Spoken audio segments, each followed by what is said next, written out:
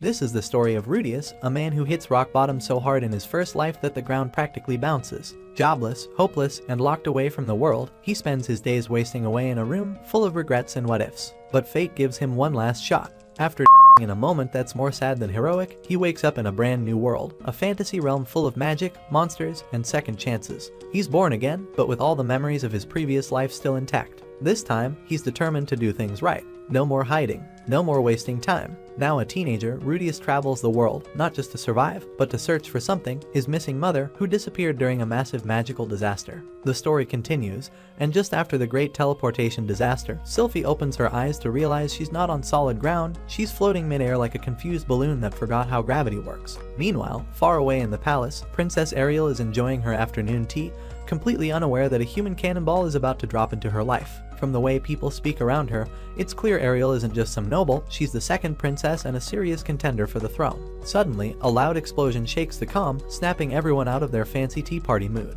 Luke, Ariel's guard and resident no-nonsense guy, immediately shifts into battle mode. A massive boar charges onto the scene, and it's not the kind of farm animal anyone wants to pet. Back up in the sky, Sylphie is still soaring, and for some reason, because life just loves drama, her hair turns completely white midair. No warning, no explanation, just magical hair dye from the heavens. Back on the ground, the guards try to hold their own against the raging boar, but they get knocked back like amateurs. One brave soul prepares to make a final stand, knowing it's probably a one-way ticket. Just then, Sylphie finally finishes her aerial tour and crash lands right on the boar's head. It's not elegant, but it's effective. Sylphie knocks herself out cold, and the boar's face looks like it seriously regrets showing up today. Ariel sees the fallen guard who gave his life to protect her, but before she has a moment to mourn, Luke snaps her attention to the unconscious girl lying nearby. Recognizing that Sylphie saved her life, Ariel orders her to be brought to the palace for care. When Sylphie wakes up, she finds herself in a fancy room, face to face with a mirror that shows her reflection. Her hair is white, like snow, definitely not how she remembers it.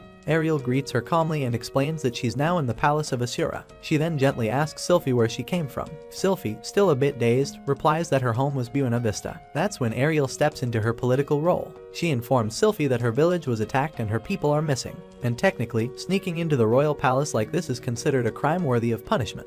But with a flick of her royal charm, Ariel spins the situation into an opportunity. She offers Sylphie protection, under one condition. So just like that, Sylphie becomes her squire, leaving her old life behind and stepping into a new one filled with secrets and politics. She puts on dark glasses, keeps her voice quiet, and pretends to be a boy. The disguise is surprisingly effective. Over time, people start calling her Silent Fitz, the mysterious guard who never speaks unless it's with magic, and usually that magic sends something flying. Fitz quickly becomes Ariel's shadow, always nearby at palace events and noble gatherings. During these gatherings, it becomes clear that Ariel has her work cut out for her. She's not the only one aiming for the throne. She's got an older sister and two brothers ahead of her in line, and none of them are rooting for her success. One of those brothers, Jira, makes his dislike for Ariel loud and clear. He doesn't just undermine her in private, he openly mocks her at royal parties like he's auditioning for Worst Brother of the Year. While Ariel holds her composure, Fitz stays alert, standing by quietly until something awkward happens. During one such party, Fitz starts feeling dizzy and lightheaded, probably from the stress, or maybe just not eating enough royal snacks. While trying to recover, some sleazy noble creeps up and grabs her hand without warning. She tries to pull away, and in doing so, knocks over a glass of wine. It splashes, it spills, and suddenly everyone's staring. Classic Fitz moment, 0 words, all drama. Ariel, cool as ever, diffuses the moment like a pro. She sings, quite literally, pulling everyone's attention away from the mess. Fitz apologizes afterward, but Ariel waves it off. To her, Fitz isn't just a bodyguard, she's a friend. Both Ariel and Luke promise to always stand by her side. Even with that comfort, Fitz doesn't sleep well. Nightmares begin to haunt her, memories of the teleport disaster, fears about her missing family, and probably some internal screaming about living under a fake name. Luke, ever the observant knight, notices. The next day, he tells Ariel about Fitz's restless nights. Ariel, mid-command and multitasking like a queen in training, listens carefully. Later, Fitz catches up with her and gently asks if there's been any word about her hometown or family. Ariel gives her a difficult answer. Many of the villagers have been scattered across the kingdom, and with her current limited influence, tracking them all down quickly isn't possible. It's not the news Fitz hoped for, but she thanks Ariel anyway. Understanding that Fitz is still struggling, Ariel makes a simple offer. She invites Fitz to sleep in her room at night, hoping the company will ease the nightmares. It's a small gesture, but in a palace full of politics and hidden knives, it means the world. While things on the surface seem calm, trouble brews behind closed doors. Ariel's brother, Jira, is secretly working with Darius, plotting to get rid of her once and for all. The palace may look like gold and marble, but there's no shortage of snakes and fine clothes. Meanwhile, that night, Fitz arrives at Ariel's room as promised. What she doesn't expect is to be suddenly tossed onto the bed. For a brief second, things get a little confusing. Fitz freezes, wondering if this is about to become a very different kind of night. Thankfully, Ariel is just messing around, pure mischief, nothing more. They laugh it off and spend some time talking. Real conversation, not orders or formalities. It's a simple moment that brings them closer. For once, it feels like two friends sharing a peaceful night, not a princess and her guard pretending the world outside isn't falling apart. Eventually, they fall asleep. Fitz finally gets some rest, smiling as sleep takes over until a chilling presence near the bed jolts her awake. A figure stands over them, an assassin, silent and deadly. Ariel stirs just in time to see Fitz leap into action, fearless and sharp. She clashes with the intruder, and while her strength clearly outmatches him, the assassin quickly changes tactics and goes straight for Ariel. Fitz moves to protect her, taking a poison knife cut across her body. She grits her teeth, staying conscious just long enough to unleash a powerful wind spell at close range, blasting the assassin away and knocking him out cold. But the damage is done. Fitz collapses, slipping into unconsciousness. By the next morning, palace investigators identify the attacker.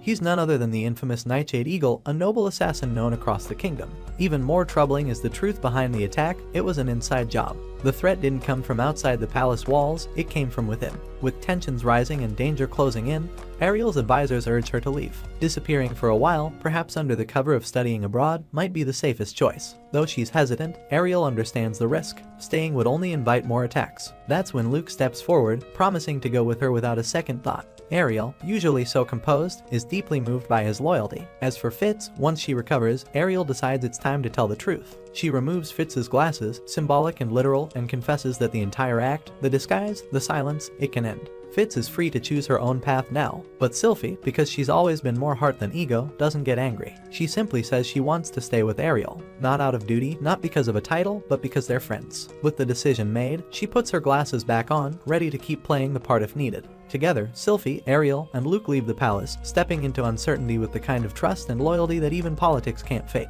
On the other side of things, Ruddy is sitting silently in a carriage, his face blank and his thoughts heavy. Even though he has already decided to search for his mother, the recent departure of Eris, who he still mentally calls Alice like he's in denial, has left him emotionally mute. He's heading north now, carrying more baggage in his heart than in his pack. Along the road, fate throws in a familiar face. He runs into a member of the adventuring group Counter Arrow. One of them, Susan, notices immediately that Ruddy's about one sigh away from turning into a cloud of despair. She tries to talk to him, gently asking why he's going north. But Ruddy, still stuck in full emo mode, doesn't answer. That's when Sarah steps in. She's not one to tiptoe around anything, and she calls Ruddy out for his attitude. Susan's trying to help, after all. Ruddy finally realizes something. Sarah's pushy, fiery, and reminds him a lot of Eris. A little too much, actually. So, he opens up and explains that he's searching for his mother. Susan then asks the obvious, how does he plan to find her in the massive northern region? Ruddy's plan, if you could call it that, is basically just wander and hope. Not great. Susan, seeing the mess he is, offers help.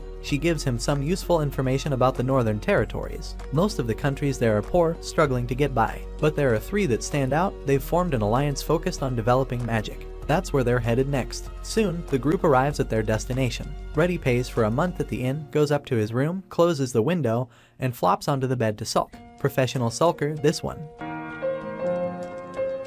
After letting the gloom settle, he pulls himself together and heads to the Adventurers Guild. There, he officially disbands his old team, staring at the team card for a few extra seconds. There's a twinge of emotion, nostalgia, guilt, or maybe just regret, but he hands it over. After that, he grabs a solo high-risk quest. The kind that says, warning, this might kill you in fine print. The lady at the front desk isn't convinced. She keeps asking why he disbanded his team. Ruddy doesn't have a good answer, mostly because even he doesn't know if it was a brave decision or just another episode of Sad Boy Magic Hour. Luckily, Susan swoops in. She sees what he's up to and offers to take on the quest with him. She knows Ruddy needs serious money if he wants any hope of tracking down his mother, and high-risk quests mean high rewards. Afterward, Susan brings Ruddy to meet her team. They plan to leave from the North Gate the next morning. Everyone seems on board, except Sarah, who looks about as excited as someone being asked to team up with a wet mop. She's not thrilled about working with Ruddy, but the job is too big to ignore. Early on the second day, Ruddy waits by the North Gate, ready and awkwardly early, as always. Not long after, Susan and her team arrive.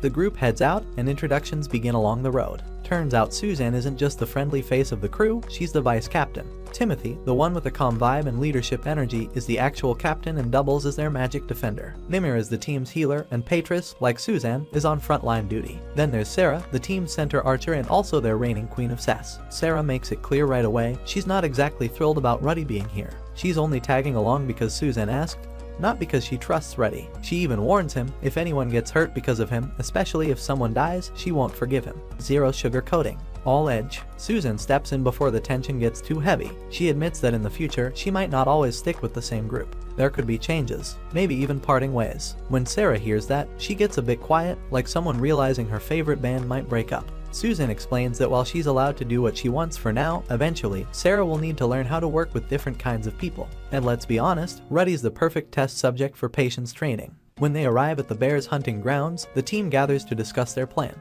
Ruddy listens but feels like he's just floating in the background. The plan doesn't give him a clear role, so he suggests jumping into the front line. Naturally, this rubs Sarah the wrong way again. To her, Ruddy seems like the guy who doesn't get the memo but still tries to lead the meeting. Once again, Suzanne steps in before it becomes a full-blown argument. She cools things down, even though her patience is definitely being tested. Ruddy, needing a break from all the attitude, steps away to get some fresh air. Timothy follows. He offers an apology on Sarah's behalf, explaining that she's not a bad person, just a little too fired up sometimes. Then he compliments Ruddy, saying he's impressed. Apparently, he's never seen anyone use magic without chanting. Ruddy, for once, gets credit without drama. While Ruddy and Timothy talk, Suzanne and Sarah scout ahead. They find the bear's lair and see something promising. All the monsters are asleep. The moment the team reaches the bear den, Timothy starts things off with a flashy fireball that wipes out one of the monsters in a single hit. It wakes the rest up, and soon a whole crowd of angry bears starts rushing toward them. Ruddy quickly reacts, raising up a wall of earth to block their charge. That gives Timothy enough time to blast through more of them, one by one. At first, Suzanne thinks this is going to be an easy win, clean and simple, but Ruddy gets a strange feeling in his gut.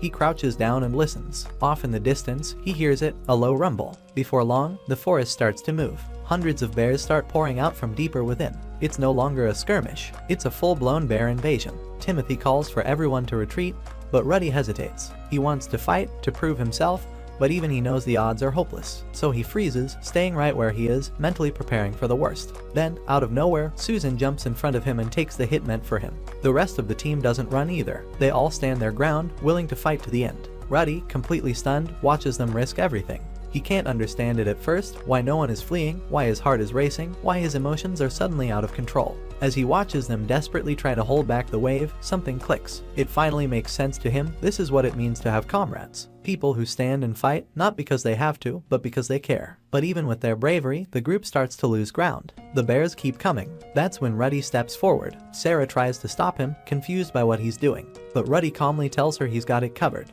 He begins preparing his magic, focusing harder than ever. Then, with power and precision, he unleashes a massive spell that wipes out the threat in one go. The next day, the team collects their rewards. Susan thanks Ruddy, saying his magic saved all of them. But Ruddy doesn't take the credit. He tells her it's thanks to them, because being with them helped him find something he'd lost, his confidence. Even Sarah, the team's toughest critic, offers him a quiet thank you. The cold wall between her and Ruddy finally starts to crack. After submitting the quest at the guild, Ruddy returns to his room. He opens the window, letting in the crisp northern air. It's a small action, but it means everything. He's finally ready to let others back into his heart. Sitting by the fire, Ruddy reflects. He thinks about the times he gave up on himself. He remembers how far he had fallen, and how much he had forgotten about courage, about hope, about the value of connection. His thoughts bring tears to his eyes, but not the kind born from weakness. These are the tears of someone who finally understands his own pain. He's lost so much, but he's also gained more than he realized. Now, Ruddy is determined to leave something behind in this world. Not just memories, but meaning. No matter what the future brings, he won't walk it alone. The past still hurts, but it also shines like a light, a guide, not a chain. And in that moment, Ruddy isn't lost anymore. He's ready to begin again. In his previous life, Ruddy was the kind of guy people forgot was in the room, awkward, overweight, and permanently glued to his screen. But in this new life, he decides that version of himself isn't making a comeback. He trains hard, keeps fit, and actually has visible abs now, abs on him. Even more surprising, he's not hiding from people anymore. He becomes a known face in the community, and eventually, folks even give him a nickname. Nothing flashy, but it's a sign he's not just surviving this time, he's getting ready for something bigger. Not that he ever talks about who he used to be. None of this is framed like he's fixing a past mistake, at least not out loud. It's more like he's preparing himself for what's ahead. part of that means building up a solid local reputation. If enough people know his name, maybe someone out there will recognize it and connect him to Zenith. Maybe news will finally reach him. Months go by, and during that time, Ruddy makes a name for himself throughout the Basharant Kingdom. He keeps grinding away at quests, each one building his image as a reliable and powerful adventurer. It's not glamorous work, sometimes it's just gathering snow, which sounds peaceful until you realize snow in this region bites back. After finishing one such snowy task, Ruddy tags along with Counter Arrow for a more exciting mission, collecting Snowdrake scales. Seems simple on paper, but, of course, nothing ever stays simple with Ruddy around. The group ends up getting ambushed by the very Snowdrakes they were hoping to sneak up on. On top of that, they accidentally stumble into another adventuring party, Stepped Leader, who are also out hunting the same monsters. Because naturally, if there's a mess to walk into, Ruddy has a sixth sense for finding it. Even with the surprise run-in and the hungry Snowdrakes, Counter Arrow still pulls through and completes the quest. They make it back to Rosenberg in one piece, bruised but victorious. Sarah, feeling slightly less allergic to Ruddy these days, even talks him into joining the group's celebration. For once, he agrees, not because he suddenly loves parties, but because being around people who don't hate his guts feels nice. Of course, peace doesn't last long. At the party, the leader of Stepped Leader, Soldat, gets a few too many drinks in him and starts running his mouth. He's bothered by Ruddy, though not for the usual reasons. No, Soldat's problem is that Ruddy doesn't go all out.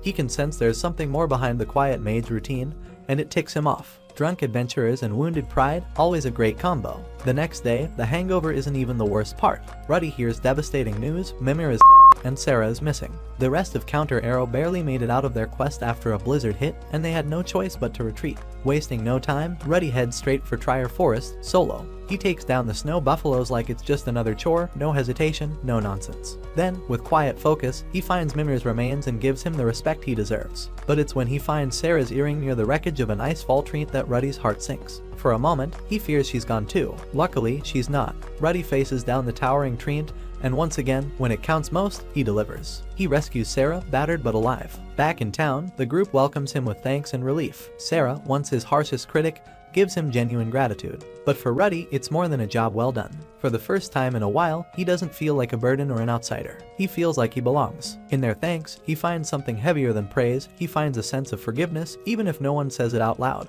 That night, he finally gets what he's been needing for far too long, a full night's sleep, without the weight of guilt pressing down like a mountain. After his heroic rescue of Sarah, Ruddy becomes a regular face at Counter Arrow's celebrations. His nickname, Quagmire, starts gaining weight, and not just because it sounds cool, it actually means something now. People are talking, and for once, it's not to mock him. The party grows more lively each time, and Ruddy, shockingly, keeps showing up, socializing voluntarily. Growth. Sarah, now more comfortable around Ruddy, pulls him aside with a personal request. She wants help shopping for a new dagger. The rest of the party finds this both sweet and hilarious, mostly because watching Ruddy try to handle casual affection is like watching a cat try to swim. He agrees, and what follows is basically a date in everything but name. They end up buying 2 daggers, then hit up a pub where Sarah gets just a little too cozy with her drink. Eventually, at her suggestion, they head to Ruddy's room. Things get close. They're on the verge of something intimate.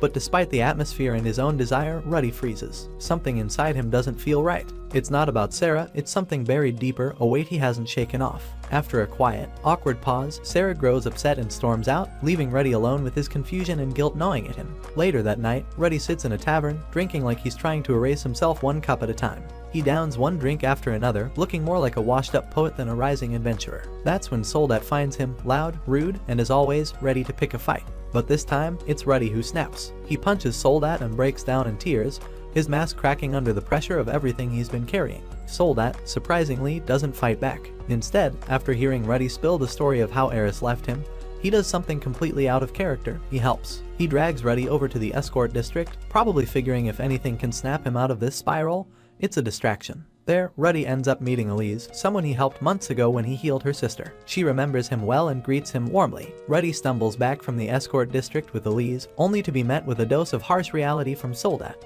Apparently, word's getting around, Ruddy has hit a new low, both emotionally and, well, physically. According to Soldat, the guy's officially impotent. Not exactly the heroic title he was hoping to earn. As they walk away from the red light district, Soldat tries to drop some wisdom. He tells Ruddy to slow down, clear things up with Sarah, maybe talk it out like an adult. But Ruddy, drunk, bitter, and now nursing both heartbreak and embarrassment, just keeps digging his hole deeper. He starts bad-mouthing Sarah, claiming she's not even attractive, because clearly, the best way to heal is to torch every last bridge in sight. Unfortunately for Ruddy, the universe has a great sense of timing. Sarah is nearby, with Suzanne, and she hears every word. The betrayal hits like a slap in the face, literally. She slaps him hard, her face full of shock and fury. Then, with zero hesitation, she throws the dagger they picked out together right at his feet, tells him off with finality, and walks away with Susan. Susan doesn't hold back either. She gives Ruddy a solid verbal beatdown before following after Sarah. It's clear he's blown it in a way only Ruddy can. Now alone, drunk, and crushed by his own stupidity, Ruddy breaks. He picks up the dagger, the one that was supposed to be a symbol of a bond, and turns it on himself. He sees no point in anything anymore, but Soldat is faster. He stops Ruddy from doing something permanent and stupid.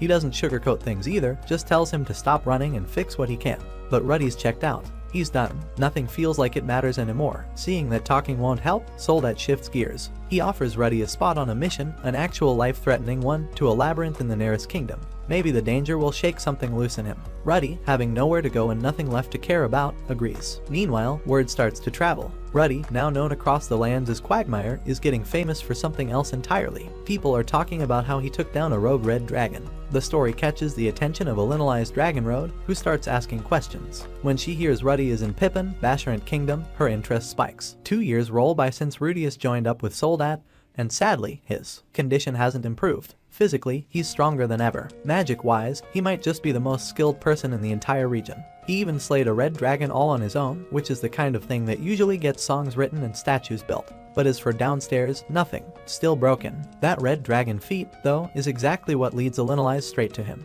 She finally tracks Ruddy down, and in true Elenali's fashion, she arrives with important news and zero boundaries. At first, she tries to stay focused. She's got good intel on Roxy and Zenith, after all, but old habits die hard. Before long, she's whispering in Ruddy's ear, sliding in close, and basically doing everything short of lighting a candle. Too bad Ruddy's still stuck in limp mode. If he could feel anything, he'd probably be in trouble, or in heaven. But nothing happens. No spark, no movement, not even a flicker. Elenali notices the necklace he wears, a small gift from the past, and pretty much moves on like he's furniture. She starts putting her energy into everyone else, including Soldat, because hey, why let perfectly good testosterone go to waste? Apparently, she even offers to pay guys just so they don't catch feelings, business casual in the most chaotic way possible. Ruddy, on the other hand, can't even sulk in peace. He respects Elenali's approach. It's bold, unapologetic, and oddly efficient, but deep down, he's frustrated. He can't even take care of things by himself, and that just adds insult to injury. And as for why Elenali hangs around after dropping off the big news, it's anyone's guess. Maybe she's waiting out the brutal winter. Maybe the surplus of men is just too tempting for her wandering heart.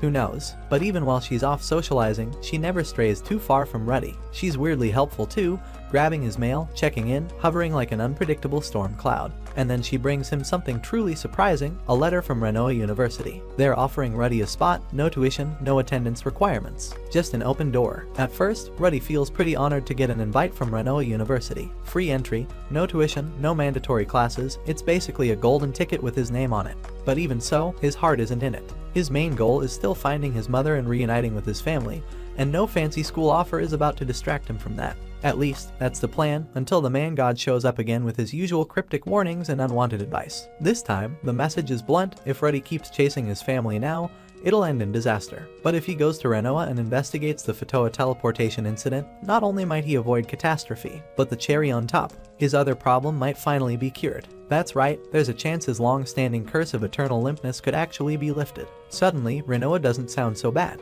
In fact, it sounds like destiny. And more than that, it was always supposed to be his goal. The whole reason he even got tangled up with Eris in the first place was because of this school. So, with that push from fate, Ruddy packs up and prepares to leave. Of course, Soldat isn't thrilled. He doesn't cry or anything, but he's clearly feeling it. The guy had been living his best chaotic life lately, especially with Elenali around. Their relationship might have been very casual, but even he can admit it was more fun than he expected. And now, she's tagging along with Ruddy on the trip to Renoa. Soldat, heart bruised and ego dented, just has to accept it. Meanwhile, Ruddy has no idea what's waiting for him at the university, because already on campus is someone from his past, Sylphie. She's been there the whole time, going by a different name, quietly growing stronger in her own way. And if the man god wasn't bluffing, if Ruddy's problem really does get solved at Renoa, well, let's just say there might be a familiar face who's already holding a spot in his heart, ready to see if he's truly back in action. Ruddy finally arrives at Renoa University, where he doesn't even get time to unpack before being tossed into a test. He's matched up in a mock duel against another silent caster known as Fitz. What Ruddy doesn't know, and probably should have figured out, is that Fitz is actually Sylphie in disguise. But Ruddy, being Ruddy, remains completely in the dark. The duel doesn't last long. Ruddy wipes the floor with Fitz like he's playing on easy mode. His skill with silent casting earns him a quick victory and an official welcome as a student. But Little Eyes also gets in, because of course she does. This woman can charm her way into anything. Later, Ruddy attends a speech by Princess Ariel, who's the current student council president. It's all official and elegant, not really Ruddy's style, but he plays along. After that, he heads to his homeroom class where the real fun begins. There, he reunites with Zenoba, his old muscle-bound figurine-obsessed friend, who's just as loud and strange as ever. Ruddy also meets Linnea Dedoldia, the daughter of Jais, and her rowdy Beast Girl partner Persina. These two seem determined to keep chaos levels high. And then there's Cliff Grimoire, a kid who calls himself a magical genius with the kind of confidence you only have when you haven't been humbled by life yet. Cliff casually mentions he knows Ruddy through Eris,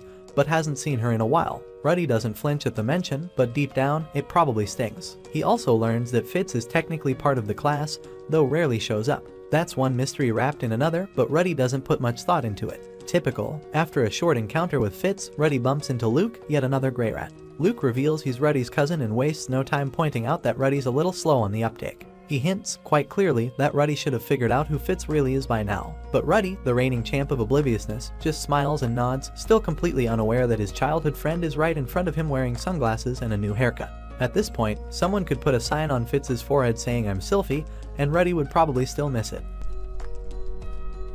While walking back to his dorm like any other day, Ruddy finds himself suddenly holding a very strange item, Princess Ariel's panties. They fall from a window, courtesy of a very clumsy Fitz, and land right into Ruddy's hands like fate itself decided to humiliate him. Before he can even process the situation, a group of female students shows up, sees what he's holding, and immediately jumps to the worst conclusion. Within seconds, Ruddy's got a whole mob ready to label him the Academy's #1 pervert. To make it worse, the dorm teacher shows up and doesn't ask questions, just gets ready to dish out punishment on the spot. But then, out of nowhere, Fitz shows up and steps in like a magical bouncer. Without raising her voice or drawing her sword, she makes it crystal clear anyone who touches Ruddy is going to leave with more than just a bad grade. The teacher and the crowd back off real fast. Fitz doesn't yell, but the energy says she's one breath away from turning the hallway into a disaster zone. With the drama over, Ruddy gets a warning but no punishment. He's confused, a little embarrassed, and definitely still holding panties he didn't ask for. Fitz apologizes for getting him caught in the mess, but Ruddy is just thankful for the save. He doesn't question how or why Fitz had those panties or how she pulled off that dramatic defense. Because, let's face it, he's used to weirdness by now. Instead of clearing things up, Fitz decides to have a little fun. She keeps her identity a secret, watching Ruddy stay clueless while she drops hints that fly right over his head. For the first time in forever, Ruddy's life finally calms down. No monsters to fight, no near-death quests, and no world-shaking trauma lurking around the corner. His days become blissfully routine, working out, crafting little figurines, attending classes, and spending time with either Zenoba or Fitz. It's not exactly thrilling, but it's stable, and for Ruddy, that's basically luxury. Zenoba, as always, is fully obsessed with figurine making. He wants Ruddy to teach him everything, but there's one little issue: Zenoba has the grace of a rock in a porcelain shop. Whether it's controlling mana or using his hands, nothing comes out looking the way it should. Ruddy tries to help, but between Zenoba's brute strength and total lack of finesse, every lesson turns into damage control. Meanwhile, Fitz, who is still very much Sylphie in disguise, keeps up the charade. She enjoys being close to Ruddy without the pressure of the past hanging over them. Since he's still completely blind to her true identity, it gives her a chance to reconnect with him slowly without the baggage. His awkward charm, his passion for magic, even his weird little habits, they all tug at her heart again. Quietly, she falls for him all over, this time without needing to rush anything. To make their time together more natural, she cleverly uses his research into teleportation as an excuse to spend time with him. Ruddy doesn't think twice about it. He welcomes the help, especially from someone who doesn't nag or interrupt his flow. But even as Fitz hides her feelings behind cool words and polite smiles, something starts shifting in Ruddy. The way she talks to him, the gentle support, the calm presence, something about it all stirs feelings he hasn't felt in a long time. His heart flutters, his thoughts wander, and at one point, he even starts questioning himself. He doesn't know Fitz is a girl, but he definitely knows that being around this person makes him feel something. Poor Ruddy. First ed, now an identity crisis. At this point, life is just trolling him softly. What doesn't help Ruddy's confusion is that Fitz, calm, quiet Fitz, brings him a strange kind of peace he's not used to. Even when she's shy, the rare bold moves she makes have weight. Like when she casually suggests that Zenoba might need a slave to help with his figurine work. It's the kind of idea that shouldn't sound charming, but somehow, coming from her, it pulls Ruddy even closer. Now, Ruddy hasn't gone full artist mode and made a figurine of Fitz yet, thankfully, or things might get awkward fast. And Zenoba, for all his muscle and volume, doesn't notice any strange energy between Ruddy and Fitz. So when the three of them visit a slave market, everything seems normal enough on the surface. But when they find a young girl who looks like she'd be a perfect assistant for Zenoba, Ruddy steps in and does something that quietly stuns Sylphie. He talks to the girl, patiently, kindly, with care. She's only 6, but Ruddy speaks like someone who actually sees her, not just as property, but as a person. And in that moment, something shifts. Sylphie watches from the side, a soft smile tugging at her lips. This is the same boy she knew, but also not. He's older now, gentler in a way that matters. And when he suggests naming the girl Juliet instead of her original idea, Julius, it lands just right. A small, thoughtful change, but one that makes all the difference. It doesn't take long before the whole thing starts to feel strange in a cute, domestic way. Ruddy, Sylphie, and Zenoba standing around like some odd little family unit. The girl might legally belong to Zenoba, but between Ruddy's soft touch and Sylphie's warm smile, it's hard not to feel like Juliet just gained 2 unofficial parents and 1 large, overly enthusiastic figurine uncle. Sylphie keeps a steady routine these days. Mornings start with running, just like Ruddy's, followed by attending class and spending time with Princess Ariel. She keeps her schedule tight and her emotions tighter, especially around Ruddy, whose emotional radar is still set to sleep mode. Meanwhile, on Ruddy's side of things, life with Zenoba and Julie is going better than expected. In just a month, Julie makes huge progress. She's already casting basic magic without chanting, learning human speech bit by bit, and while technically listed as a slave, everyone treats her more like a bright young apprentice. The vibe is less master and servant and more tiny prodigy with 2 nerdy uncles. As for how the university administration feels about 2 grown men living with a child who doesn't speak much and isn't even 7, well, no one brings it up. Apparently, as long as grades stay up and buildings don't explode, the school is happy to mind its own business. But Ruddy's peaceful bubble gets popped the moment he hears that Linnea and Persina broke his prized statue of Roxy. And not just any statue, the Roxy statue. The one he carved like a devotional act. For Ruddy, that's not vandalism, that's heresy. Fueled by rage, he decides revenge is on the menu. He challenges Linnea and Persina to a fight, and it doesn't take long, he wipes the floor with both of them. They end up tied up, gagged, and stuck in his room, looking more annoyed than scared. Julie, being the curious and weirdly calm assistant she is, helps out like it's just another school project. Now, Ruddy, being Ruddy, tries to test something else while they're restrained. Not to punish them, but to see if his condition has improved. He touches Persina, and gets absolutely 0 reaction from his body. Flatline, still broken. Naturally, Linnea and Persina expect things to go downhill fast, because the setup looks bad, really bad. But Ruddy, to his credit, doesn't take things in that direction. He might be petty, emotional, and a little bit weird, but he doesn't want to go too far. He just wants to make a point, not cause lasting damage or end up on the wrong end of university law. In the end, it's not justice, and it's definitely not mature. But for Ruddy, it's something. Even if he still can't feel anything below the belt, he at least walks away with his weird moral compass still mostly intact. Sylphie eventually finds out about the entire Linnea and Persina situation, yes, all of it. The tying up, the insults, the hunger strike, the complete breakdown of dignity, and Ruddy's awkward attempt at scientific testing. Instead of freaking out, her solution is surprisingly calm. Draw on their faces. That's it. Make them look ridiculous for a day, let everyone get a good laugh, and call it justice. Oddly enough, it works. Linnea and Persina, who'd just endured humiliation of Olympic levels, somehow let the whole thing go. Maybe it's because Ruddy didn't insult their families directly, though he did mention them, and not in the most respectful tone. Maybe it's because 24 hours of walking around with dumb doodles on their faces is just embarrassing enough to feel like payback. Or maybe they just want to pretend none of it ever happened. Either way, Sylphie's idea diffuses a potentially huge mess without violence or more weirdness. After the chaos clears out, it's just Ruddy and Sylphie left alone. She pokes around his room, curious and comfortable, and Ruddy lets her explore, except for one sacred corner. His shrine to Roxy's panties, which had already made a public appearance during his earlier meltdown, is now strictly off limits. Ruddy suspects that Fitz might not be emotionally ready for such holy relics, and honestly, that's probably for the best. Instead, she settles for touching just about everything else. She treats his space like a museum, checking out trinkets and books with quiet interest. Eventually, they both end up lying on a pillow together, close enough to feel the tension in the air. She lightly teases the idea of removing her glasses, dangling the moment just enough to make Ruddy's heart do a confused little flip. Ruddy, still unsure of his feelings, finds himself incredibly curious. What does Fitz really look like under the shades? Why does this boy make his chest feel tight? Why does his brain keep trying to connect dots he's not ready to see? But just as quickly as the moment arrives, it passes. Sylphie backs off, giving a polite excuse that removing the glasses isn't allowed.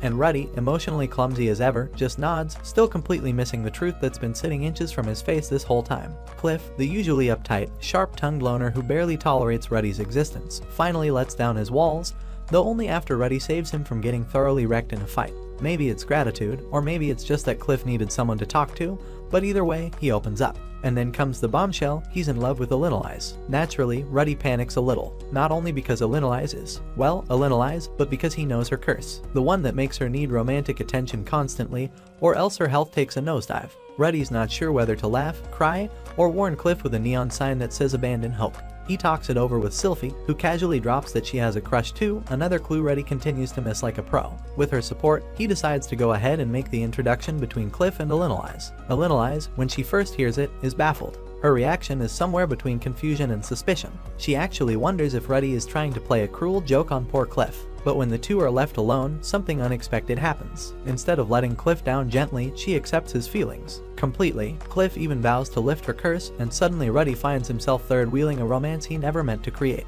Now, all Ruddy can do is cross his fingers and hope Elinolise's very colorful past doesn't come back to crash this fairy tale. Unfortunately, peace doesn't last long. Just as Ruddy's adjusting to his new part-time job as Cupid, it becomes mating season for the beast folk on campus. Persina and Linnea, being completely on brand, make it known that the only way to win their attention is by defeating Ruddy in combat. Because nothing says romance like a public throwdown. Word spreads, and soon Ruddy becomes the unofficial final boss of beast folk dating season. Suitors line up thinking they can take him down for a shot at glory, or something more primal, but one by one, they all fall flat. Ruddy holds the line with ease, swatting challengers like a magical bouncer at an exclusive nightclub. It's chaos, it's ridiculous, and somehow, it's just another Tuesday for him.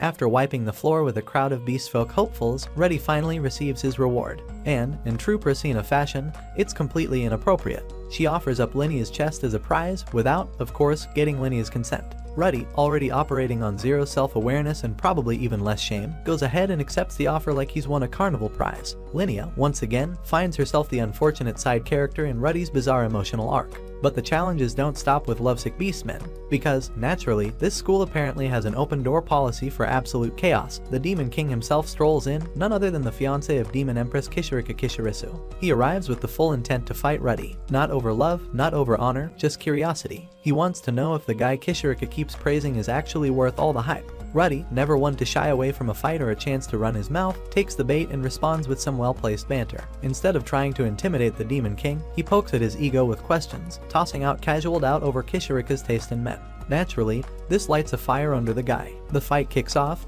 and Ruddy doesn't hold back. He launches one of his most powerful attacks, one strong enough to take off not one, but two of the Demon King's arms. That's the kind of power that makes the entire school go silent. Just like that, Ruddy wins the duel. Unfortunately, Demon Kings don't go down quietly. The guy, who insists on being called baddie like he's some friendly tavern regular, grins through the pain and decides to return the favor. He smacks Ruddy hard enough to leave his face looking like he tried to kiss a boulder. And as if getting punched by royalty wasn't enough, Baddie doesn't just disappear afterward. He declares himself part of Ruddy's homeroom class. Somehow, no one questions it. He just shows up, finds a seat, and acts like this was always part of the schedule. Sylphie's crush on Ruddy is reaching the point where it's not even a secret anymore. She blushes, fidgets, and lights up like a lantern whenever he's around. It's obvious to everyone except the man himself. Eventually, even Ariel and Luke take notice and start wondering what the deal is. When they ask Sylphie, she admits the truth, she still hasn't told Ruddy who she really is. This earns her matching looks of confusion. Ariel and Luke can't figure out why she's dragging it out. Sylphie explains her fear that maybe Ruddy's forgotten her, or worse, wouldn't feel the same if he knew. But neither of them pushes her. It's her life, her choice. Still, even if they don't say it outright, it's clear they're both quietly rooting for her. Yes, even Luke, despite how cold he's been to his clueless cousin.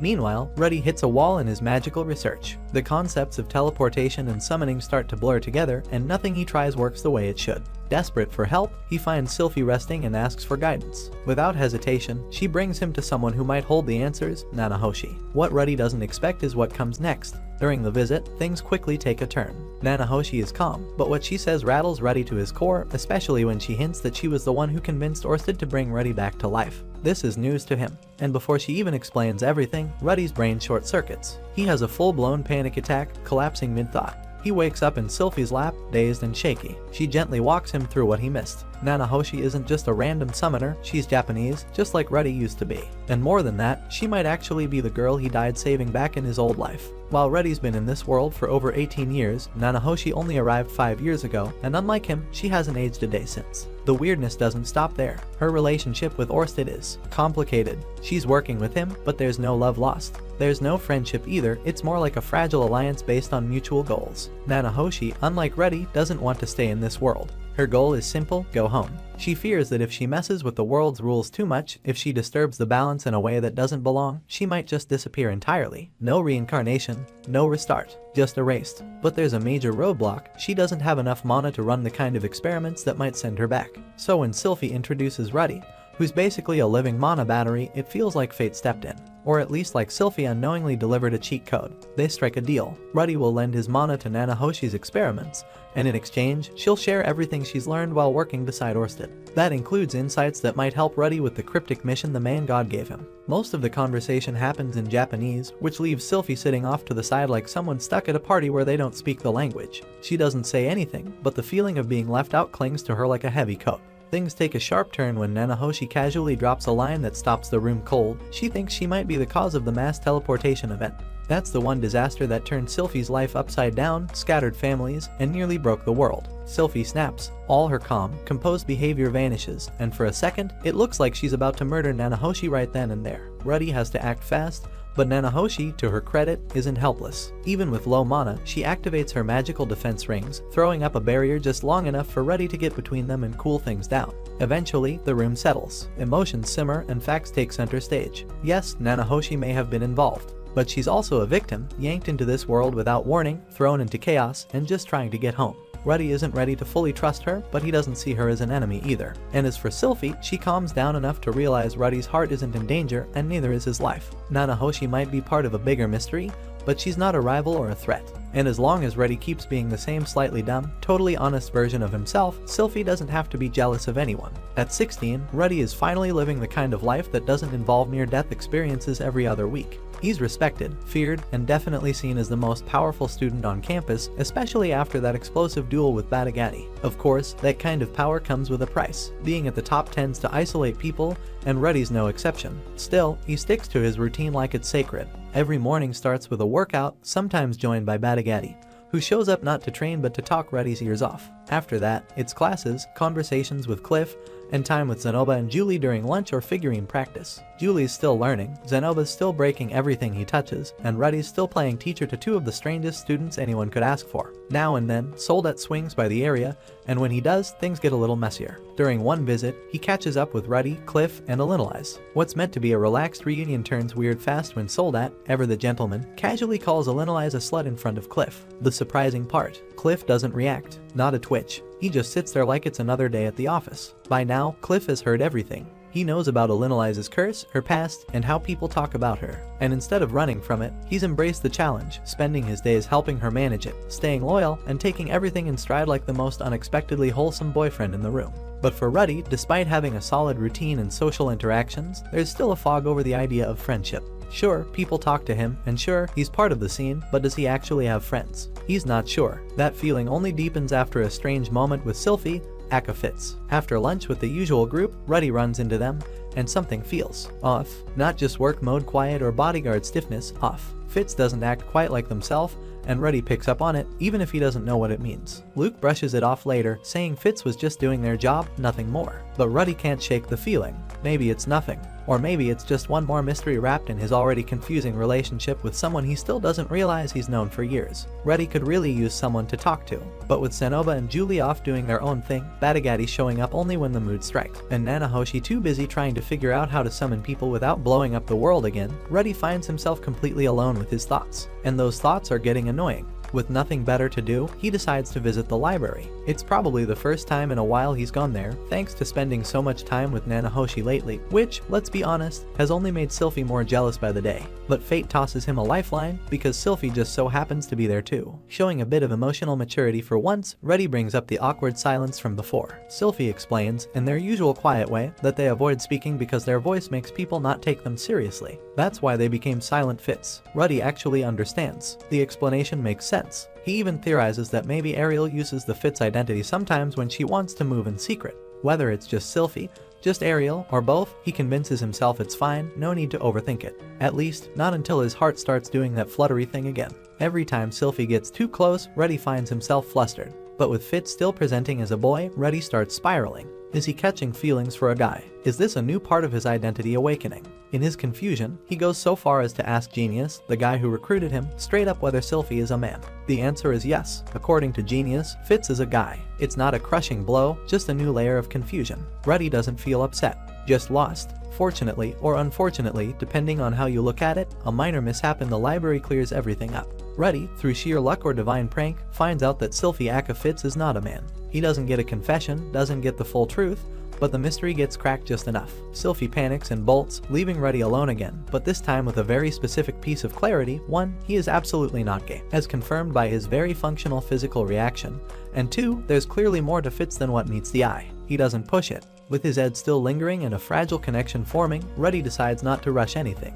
There's something between them, something worth protecting. And if Man God was nudging him toward anyone, it's probably this confusing, blushing, glasses-wearing mystery of a person. Now that Ruddy finally knows the truth about Fitz's identity, Luke wastes no time. He pulls strings behind the scenes to make sure Ruddy keeps his mouth shut. No drama, no fallout, just quiet control. Ruddy, for his part, could easily confront Luke and Ariel about the whole situation. But instead, he plays dumb. He's not stupid, just smart enough to know that dragging this into the spotlight could cause a mess big enough to feel like a declaration of war. Peace, awkward as it is, feels like the better option. Over in the student council room, Ariel starts thinking about Ruddy's silence. She wonders why he hasn't said anything. Maybe he has some trauma, or maybe he just doesn't like forcing people into corners. Whatever the reason, she sees opportunity. Her new plan: create a situation where Ruddy undresses Sylphie himself, intentionally or accidentally, so there's no hiding anymore. But before launching into strategy mode, Ariel needs to deal with the actual problem, Sylphie's cowardice. She sits her down and asks what she really wants with Ruddy. That opens the emotional floodgates. Sylphie starts imagining a future with Ruddy, a quiet, cozy life together in a home like the one back in Buena Village. She thinks about waking up beside him, going through their daily routines,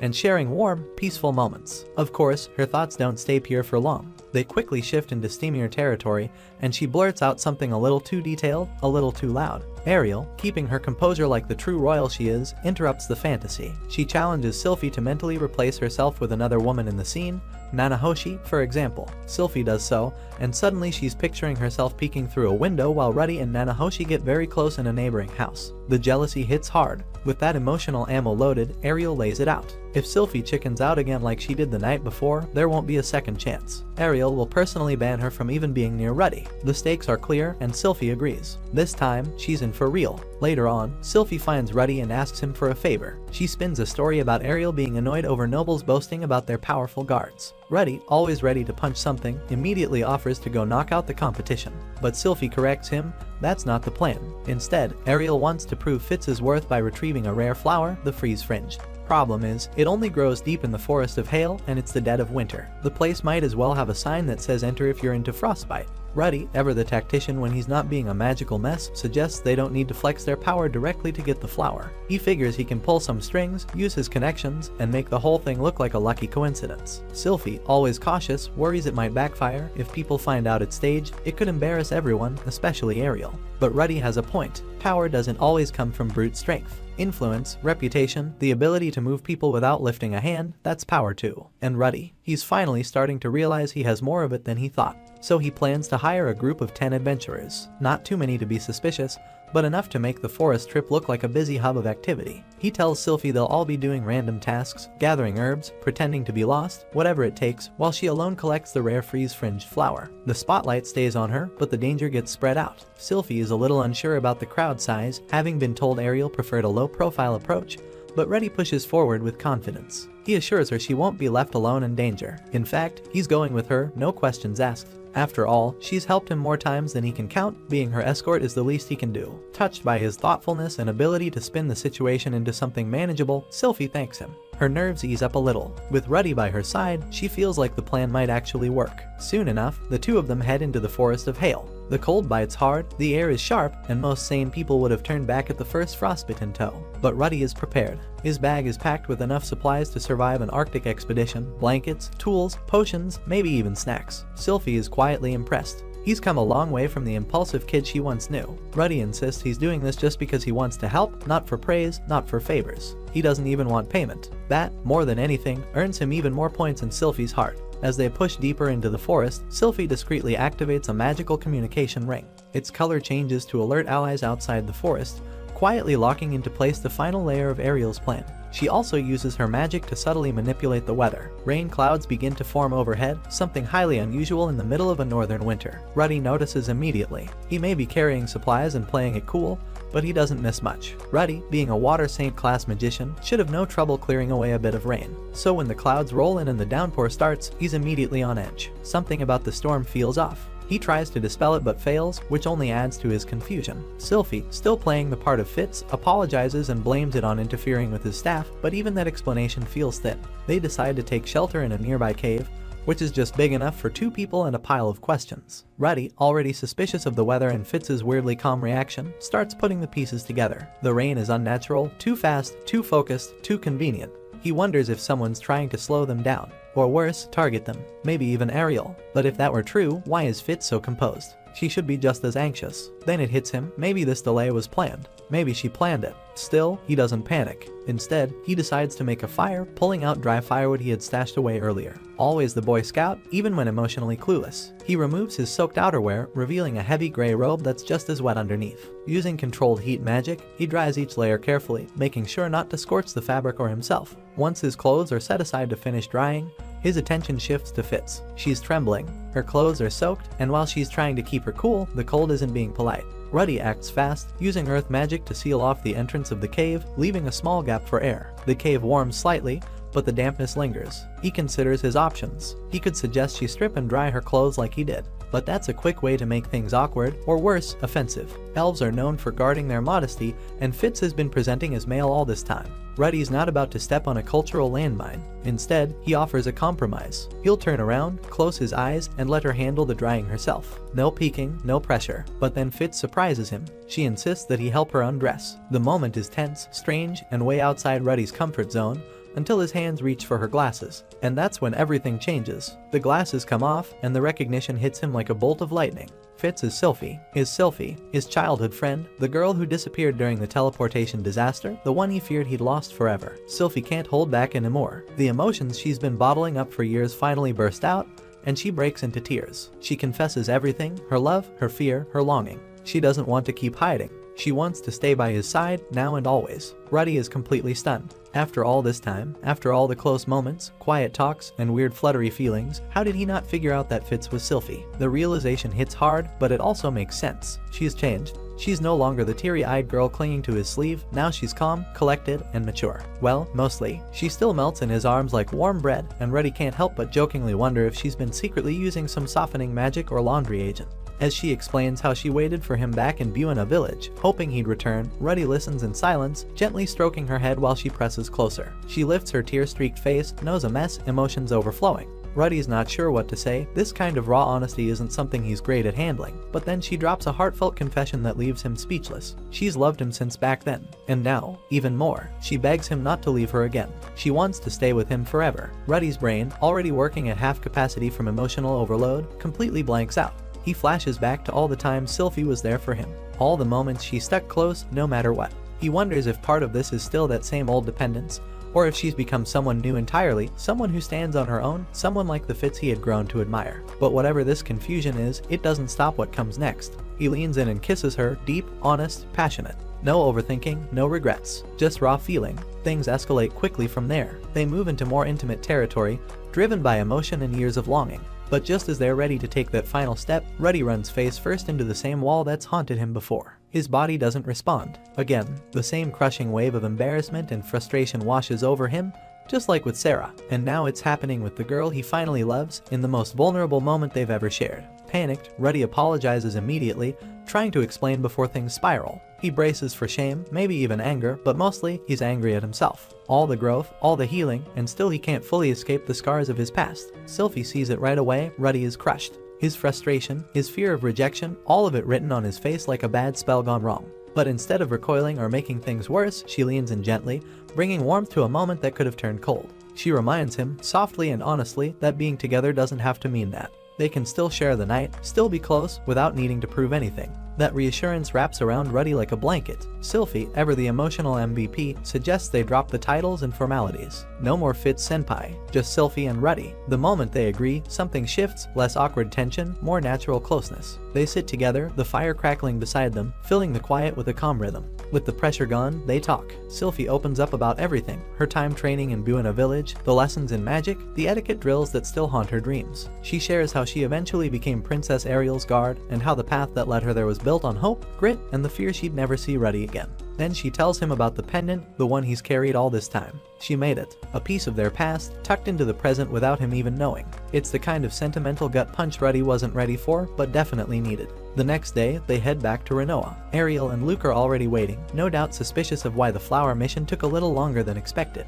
Sylphie pulls them aside to share what happened, not just about the flower, but about Ruddy's condition. Ariel, ever the refined royal with the humor of someone raised in noble chaos, bursts out laughing. Loud, honest, the kind of laugh that's just a little too loud for the situation. But before things get out of hand, Luke steps in with a rare display of grace. He defends Ruddy and, by extension, all men dealing with the same issue. He says it's normal, treatable, and nothing to be ashamed of. In fact, Luke goes one step further. He offers to help. Maybe not personally, but he clearly cares more than he lets on. After fully grasping Ruddy's situation, Ariel and Luke spring into action with all the energy of nobles plotting a royal scandal, but this time, it's to save a love life. Luke pulls out a highly valuable elixir he's been hoarding for a special occasion. It's worth 100 gold coins, so clearly this isn't some off-the-shelf tonic, it's the good stuff. Ariel, meanwhile, takes Sylphie out shopping. The mission: new underwear. Fancy, confidence-boosting, mood-setting underwear. It's not exactly battle armor, but it might as well be for the evening ahead. As they browse the frilly aisles, Ariel and Sylphie scheme about how to gently nudge Ruddy into a romantic setting.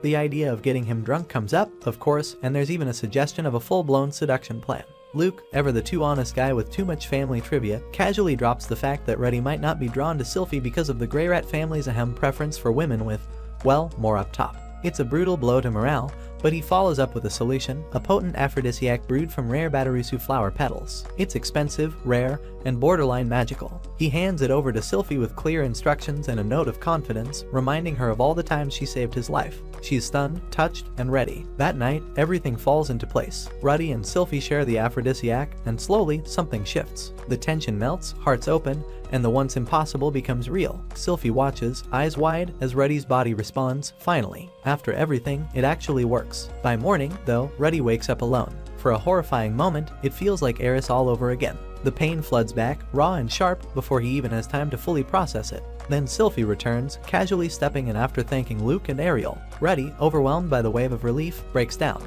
This time, there's no abandonment, only love. The trauma that's lingered in his heart for so long begins to fade, and in its place, hope, healing, and full functionality. Overjoyed, Ruddy embraces Sylphie tightly, finally free from the shadow of his past, and shares the good news: he's healed. Fully. Later that day, Ruddy visits Ariel with Luke at his side. He thanks her with all the sincerity he can muster, not just for helping with his condition, but for reuniting him with Sylphie. And in that same breath, he shares his next plan: to head north and search for his missing family. Ariel listens, but her response is sharp. If he leaves, he'll be leaving Sylphie behind. That alone is enough to make Ruddy pause, and then declare something even greater. He doesn't want to leave her. He wants to marry her. And just like that, the proposal is made. Sylphie accepts with joy, and the two exchange heartfelt promises to love, support, and never again let go. Ariel, moved by their resolve, releases Sylphie from her role as Fitz and welcomes Ruddy into her trusted circle. As they prepare to move forward, Sylphie takes a moment to sincerely thank both Ariel and Luke, two allies who didn't just guide her through duty and politics, but helped her find her way back to the person she loves.